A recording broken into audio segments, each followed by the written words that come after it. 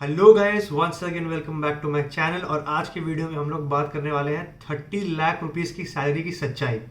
तो जब भी आप कोई बी स्कूल ज्वाइन करते हो तो ज्वाइन करने से पहले आप उस बी स्कूल का फाइनल प्लेसमेंट रिपोर्ट तो ज़रूर खोल के देखते हो। 22 लाख का एवरेज पैकेज, 25 लाख का एवरेज पैकेज, 30 लैक्स का एवरेज पैकेज, 50 लैक्स का हाईएस्ट पैकेज। लेकिन इन पैकेजेस की एक्चुअली में रियलिटी क्या होती है?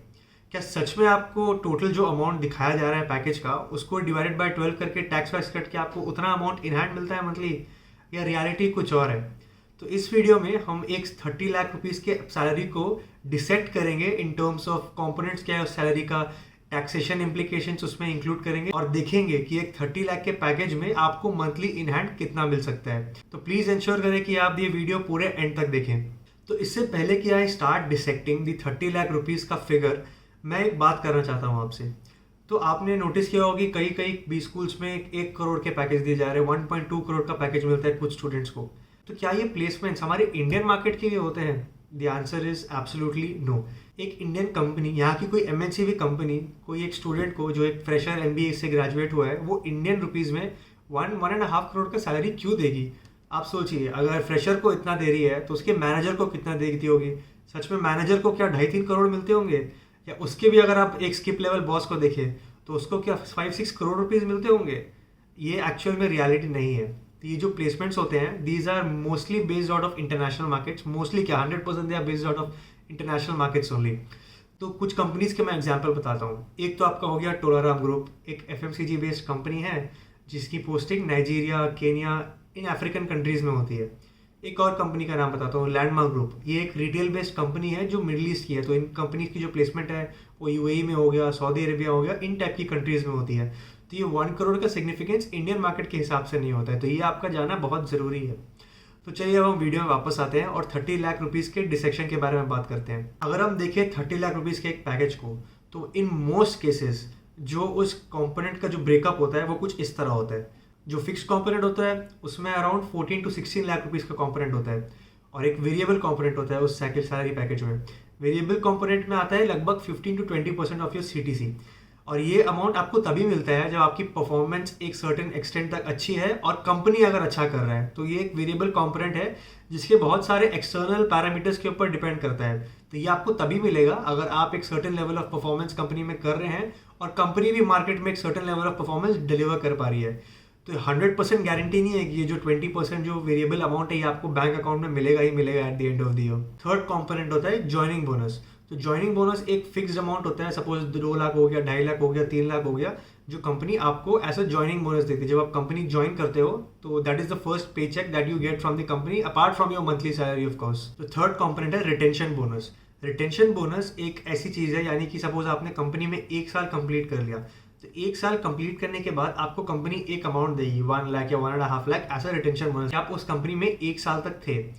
तो अब कंपनीज ये रिटेंशन बोनस सीटीसी में क्यों डालती है? क्योंकि वो सीटीसी को और ल्यूक्रेटिव दिखाना चाहती है। तो ये जो रिटेंशन बोनस है और ज्वाइनिंग बोनस है, ये आपको सिर्फ first year of your work in जो कंपनी मिलता है। सेकेंड ईयर ऑनवर्ड ये आपकी सीटीसी का पार्ट ही नहीं होता है। और आखिरी कंपोनेंट हो गया शेयर्स या कि ईसॉप्स। शेयर्स, अगर आपकी कोई कंपनी बड़ी या लिस्टेड कंपनी है तो आपको शेयर्स में कुछ कॉम्पनसेशन मिलते हैं, और अगर आपकी कंपनी कोई स्टार्टअप है तो आपको ईसॉप्स मिलते हैं, यानी वो शेयर्स जो अभी मार्केट में लिस्टेड नहीं है। तो आप इन शेयर्स को एक पर्टिकुलर टाइम के बाद एनकैश भी करा सकते हैं, लेकिन ये आपकी जो मंथली इन हैंड सैलरी है उसका पार्ट नहीं होता है। तो ये सब देख के अब सवाल ये उठता है कि उस इंडिविजुअल के हाथ में इन हैंड मंथली सैलरी कितनी आती है। तो चलिए ये भी कैलकुलेट कर लेते हैं। तो चलिए हम अज्यूम करते हैं कि हमारा जो फिक्स्ड कंपोनेंट है वो है 15 लाख, जो कि जनरली ये जो अमाउंट होता है वो 14 to 16 के आसपास ही होता है अगर 30 लाख का सीटीसी कोई कंपनी दे रही है तो। चलिए अब हम वेरिएबल कंपोनेंट की बात करते हैं। तो वेरिएबल कंपोनेंट हम अज्यूम करते हैं कि कंपनी 3 लाख दे रही है, which is also very optimistic figure to be honest. इसी के साथ साथ एक अजम्पशन रखते हैं कि कंपनी आपको 2 लाख रुपीज के शेयर ऑफर कर रही है। इसको अगर हम टोटल करें तो अराउंड 19.5 to 20.5 लाख के रुपीज में आपका जो फिक्स्ड कंपोनेंट है वो आता है। अब ये जो 20 लाख का जो अमाउंट जो आपको पेएबल है उस पर अगर आप टैक्स लगा के देखें तो अराउंड 4.5 से 5 लाख तो इनकम टैक्स ही आपका कट जाएगा। ओल्ड टैक्स रिजीम के हिसाब से 10 लाख रुपए के ऊपर आप जो भी अमाउंट कमा रहे हो उसमें आपका फ्लैट 30% टैक्स लगता है, और अगर आप न्यू टैक्स रिजीम पर भी देखें 15 के ऊपर आप जितना कमा रहे हो उसमें आपका 30% टैक्स लगता है।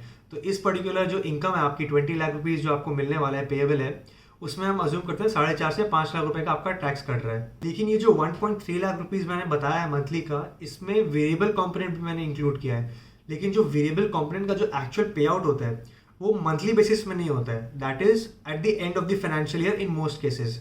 यानी अप्रैल में जो आपका पुराना फाइनेंशियल ईयर की जो परफॉर्मेंस थी उसके बेसिस में आपको वेरिएबल पे मिलता है उस पर्टिकुलर मंथ में। तो अगर अब हम उस वेरिएबल कंपोनेंट को भी हटा देते हैं तो रफली आपका जो इन हैंड सैलरी है वो आता है around 1 to 1.1 lakh rupees per month.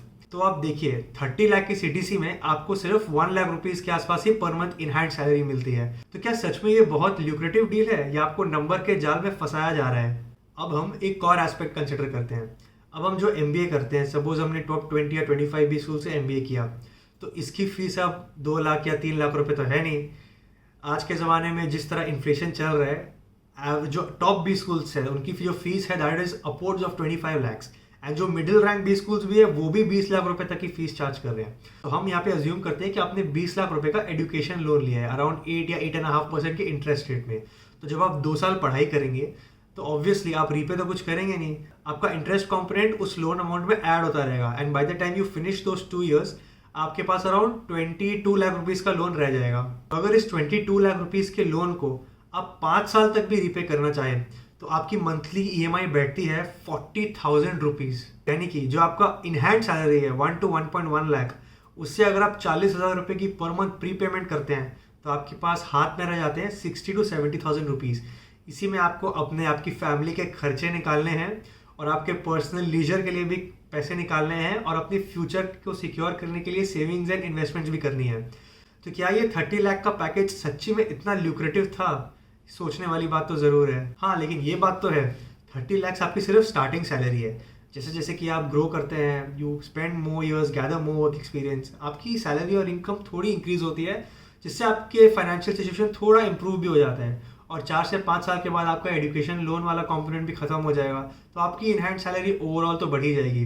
ये एक एस्पेक्ट था जिसके बारे में मैं बात करना चाहता था। तो एमबीए के बाद वाली जो 4-5 साल की लाइफ होती है वो भी इतनी रोजी नहीं होती है, डिस्पाइट बीइंग शोन कि आपको इतना मोटे पैकेजेस मिल रहे हैं। तो this was an eye opening video that I wanted to share.